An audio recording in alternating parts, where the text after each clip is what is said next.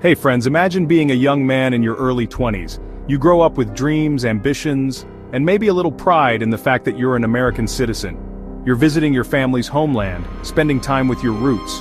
Then one day you're attacked and beaten to death, not by criminals but by settlers, and the country you're from barely blinks. That's exactly what just happened to Seif al-Din Muslat, a young US citizen, killed in broad daylight by Israeli settlers in the West Bank town of Sinjil, north of Ramallah. And yet, the headlines? Barely a ripple. No US government outrage, no White House statement, no breaking news ticker. So the question is, why? If this kind of deep dive interests you, where we connect the dots between headlines and hidden truths, then maybe consider subscribing. Here on Mr. America, we dive deep into stories that mainstream media often glosses over.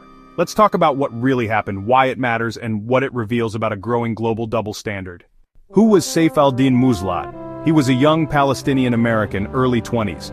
According to multiple sources including Al Jazeera and the Palestinian Health Ministry, Seif was in the town of Sinjil, his family's hometown, when he was attacked. Eyewitnesses say a group of armed Israeli settlers stormed the area. They were part of what's been described as an organized settler raid. And Seif, he was caught in the chaos, beaten brutally to death right there on the street. What's shocking isn't just the brutality, it's that this isn't a one-off. Settler violence has skyrocketed. Just in the last year, more than 1,200 attacks on Palestinian towns and villages have been documented, many with tacit or active support from Israeli forces. The UN and human rights groups have consistently warned about this, but little has changed.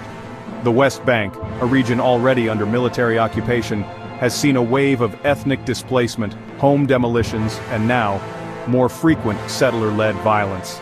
Here's the real twist: these settlers, many of them are actually dual citizens, including Americans. And yet, when an American like Seif is killed by settlers, the US government stays silent. Why? Maybe it's political, maybe it's strategic, but shouldn't the citizenship of Seif al-Din Muslat guarantee at least a statement of concern? Because think about it, if an American had been killed by, say, Hamas, the headlines would explode. The response would be immediate. So what does that say about how we value certain lives over others? I want to ask you something here. Do you think the US government would have reacted differently if Seif wasn't Palestinian? Drop your honest thoughts in the comments. I'm genuinely curious what you think. Let's zoom out. The bigger picture here is that this isn't just about one tragic death, it's about a pattern. Over the past months, groups like Human Rights Watch and B'Tselem have warned that Israeli settlers, often protected by Israeli soldiers, have been expanding illegal outposts and violently driving Palestinians out of their lands. These aren't just sporadic acts of hate, they're part of a larger system of forced displacement. And even as the world's attention is fixed on Gaza, the West Bank is burning slowly in silence.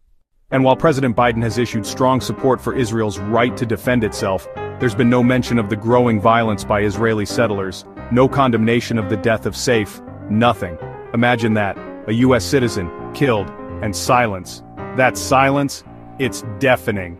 And if you've made it this far, maybe consider subscribing. We're trying to build a space where we don't ignore stories just because they make powerful people uncomfortable. That's what we do here, on Mr. America. Let's bring this home. Seif's story matters because it exposes something deeply uncomfortable. Not just about foreign policy, but about who gets to be protected and who gets left behind. It forces us to ask hard questions. What does citizenship really mean if it doesn't guarantee you safety or justice? Why does the media spotlight flicker out so quickly for victims like Seif? And most importantly, who decides whose life is worth mourning? This isn't about taking sides, it's about taking a stand, for human dignity, for justice, and for truth. So, the next time someone says, America protects its own, ask them about Seif al-Din Muslat. Ask them why his name wasn't trending, why no statement was made, and why, in 2025, we still live in a world where some lives are worth headlines, and others are worth silence. Let me know in the comments, how do you think the world would react if roles were reversed, or if Seif looked different? And finally, if you believe in honest storytelling, in asking the questions that matter, then please hit that subscribe button. Because stories like Seif's deserve to be told, remembered, and questioned. Thank you for watching.